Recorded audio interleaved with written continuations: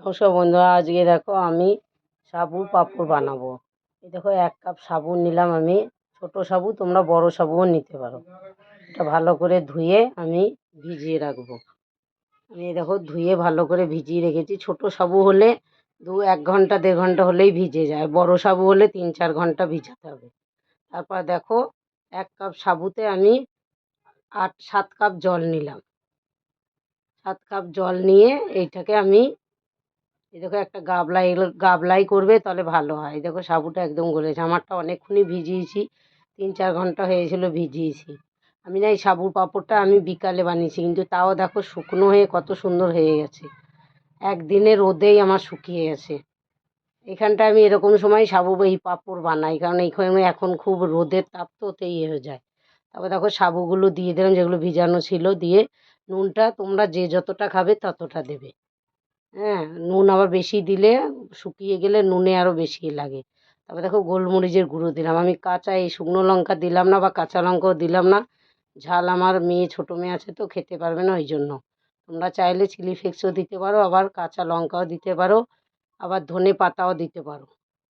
দিয়ে এরকম করে দেখো নাড়াচাড়া দেবে, কমসে কম 20-20 মিনিট তো লাগবেই। দেখো এরকম হয়ে যাবে, হয়ে গিয়ে তারপরে দেখো এরকম করে নাড়াচাড়া দিয়ে এরকম করে হয়ে যাবে।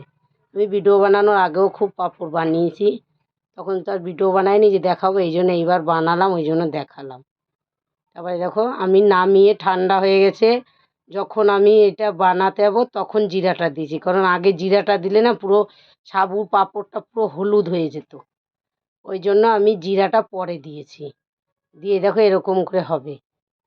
দিয়ে তারপরে দেখো ওইটা একটা আমি একটা বোর্ড নিয়ে নিয়েছি, এরকম আমার ফ্রিজে লাগানো কভারের সঙ্গে দিয়েছে, তো এটা আমি লাগাইনি।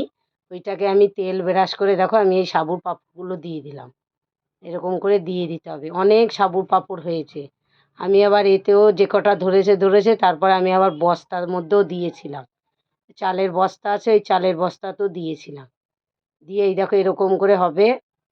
দিয়ে দেখো তেল গরম করে তারপরে এই দেখো আমি ভেজে নিলাম। এই দেখো এরকম করে ভেজে নিলাম। একবার করে খাবে, করে খেয়ে আমাকে কমেন্টে জানাবে। আর প্লিজ আমার ভিডিওগুলো ভালো লাগলে লাইক, কমেন্ট, শেয়ার করে দেবেন একটু। এই দেখো তারপরে দেখো এরকম করে হবে।